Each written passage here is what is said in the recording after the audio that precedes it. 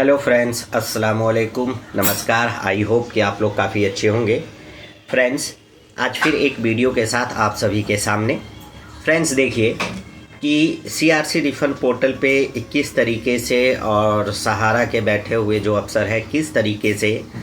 Rejection पे rejection देता है और कस्टमर जो है रिजेक्शन को पूरा भी कर रहा है और उसके बावजूद भी जो है जो रिजेक्शन ओके करके भेज दिया जाता है उसके बिहाफ पे ही उसका भुगतान हो जाना चाहिए या उसका जो पेमेंट रुका हुआ है वो पेमेंट जो है उसके अकाउंट में आ जाना चाहिए। लेकिन यहाँ क्या हो रहा है, सीआरसी रिफंड रिजेक्शन ओके होने के बावजूद भी जो है वो पूरा रिजेक्ट कर दिया जा रहा है और उसका दोबारा जो है एप्लीकेशन नंबर निकाला जा रहा है, यानी दोबारा से इसका एप्लीकेशन निकल रहा है, दोबारा से फिर कस्टमर का सिग्नेचर हो रहा है और दोबारा से फिर ये ऑनलाइन सिस्टम पे अपडेट होगा और अपडेट होने के बाद जो है जो इसका पेमेंट आधार इनएक्टिव होने के कारण जो इनका भुगतान आया सीआरसी से और फिर वो भुगतान वापसी हो गया, उस भुगतान के लिए जो है ओके मैसेज करने के बाद वहाँ सिस्टम पे एक सिस्टम बना हुआ है, वहाँ पे आप अपना जो भी बैंक से दिक्कत था वो ओके करने के बाद वहाँ पे आप मैसेज लिख के भेज देते हैं तो उसी को वो उठा लिया जाता है। लेकिन वो उठाने के बावजूद भी क्या कर रहा है सीआरसी कि उस केस को पूरा रिजेक्ट कर रहा है और रिजेक्ट करने के बाद जो है दोबारा कस्टमर का एप्लीकेशन निकल रहा है। तो इससे अंदाज़ा लगाइए कि वेरीफाई किस तरीके से किया जा रहा है और किस लेवल तक का वेरीफाई हो रहा है कि कस्टमर को कितना परेशान किया जा रहा है। अब ये कस्टमर का केस अगर देखा जाए तो चौथी बार ये इसका केस लग रहा है, जो कि पेमेंट आने के बाद जो इसका फेल्ड हो गया, वो फेल्ड होने के बाद दोबारा अब इसका रीसबमिशन हो रहा है। और इसका सबसे पहले जो कंप्लेन लगा फ्रेंड्स, मैं वो भी आपको दिखा रहा हूँ और मैं सिस्टम पे भी आपको दिखाऊंगा, क्योंकि मैं हर बार आपको दिखाता हूँ जो सिस्टम पे दिखता है और जो ऑन पेपर वर्किंग हो रहा है वो। इनका पहला जो कंप्लेन हुआ 8/10/2023 में कंप्लेन हुआ और आइए मैं दिखाता हूँ फ्रेंड्स। ये फ्रेंड्स, इसका सबसे पहला कंप्लेन जो है 8/10/2023 में हुआ। उसके बाद इस सभी केस पे जो है इनका ये सभी केस है, ये काफ़ी बुज़ुर्ग महिला है और इनका डेट ऑफ बर्थ देख लीजिए कितना पुराना है, 59 का है, तो काफ़ी बुज़ुर्ग महिला है। इसके बाद ये रिजेक्शन आया, रिजेक्शन आने के बाद जो है इनका दोबारा हमने रीसबमिशन यानी सब चीज़ ठीक करवाने के बाद देखिए मास्टर फार्म, मेंबरशिप फार्म और उसके बाद दोबारा रीसबमिशन हुआ। रीसबमिशन भी इनका देखिए 8/9/2024 में किया गया, उसी सबमिशन किया गया और रीसबमिशन करने के बाद जो है काफ़ी दिनों के बाद जो है नहीं इनका पेमेंट आया, तो हमने इसके लेके मेल भी किया सीआरसी को 6/2/2025 में, जबकि 24 में इसका रीसबमिशन हुआ। अब जो इनका मेल किया गया, इस मेल के बाद जो है दोबारा फिर इसके केस को रिजेक्ट कर दिया गया। रिजेक्ट करने के बाद दोबारा इनका फिर से रीसबमिशन 2, लेकिन रीसबमिशन 2 का मतलब हो गया ये तीसरी बार ये फाइल हो गया, पहला, दूसरा और ये तीसरा। अब ये आप देख लीजिए 28/6/2025 में इसका रीसबमिशन किया गया। अब ये जब रीसबमिशन किया गया तो इस रीसबमिशन में इनका जो है भुगतान आया, वो भी मैं आपको दिखाता हूँ फ्रेंड्स। आइए मैं सिस्टम पे दिखाता हूँ। अब ये इनका रीसबमिशन हुआ, रीसबमिशन होने के बाद जो है रिजेक्ट हुआ, रिजेक्ट होने के बाद जो है जब इनका भुगतान आया तो भुगतान आने के बाद इस तरीके से पूरा सिस्टम इनका शो हुआ और आप देखिए जब हम यहाँ पे ओके किया जाता है तो इनका यहाँ पे दिखा दिया जाता है कि इनके ये सारे डिटेल आ गए।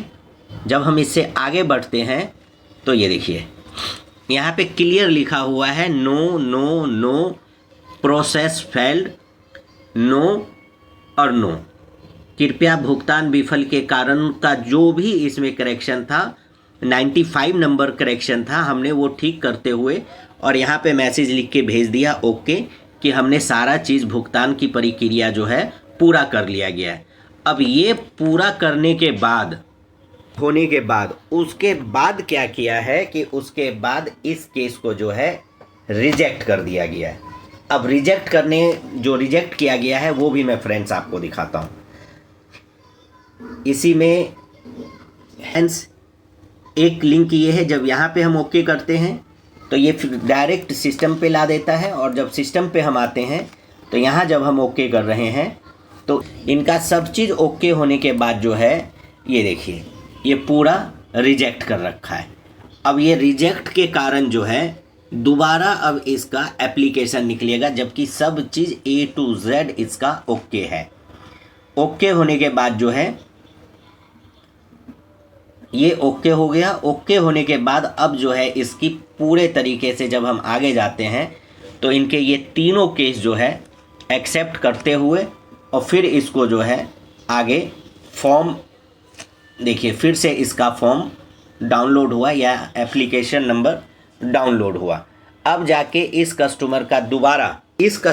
दोबारा सिग्नेचर होगा, फ़ोटो लगेगा और उसके बाद दोबारा फिर ये ऑनलाइन साइट पे अपडेट होगा। और फिर अब आज से जो है ये बंदा 2 साल से 2.5 साल से वेट कर रहा है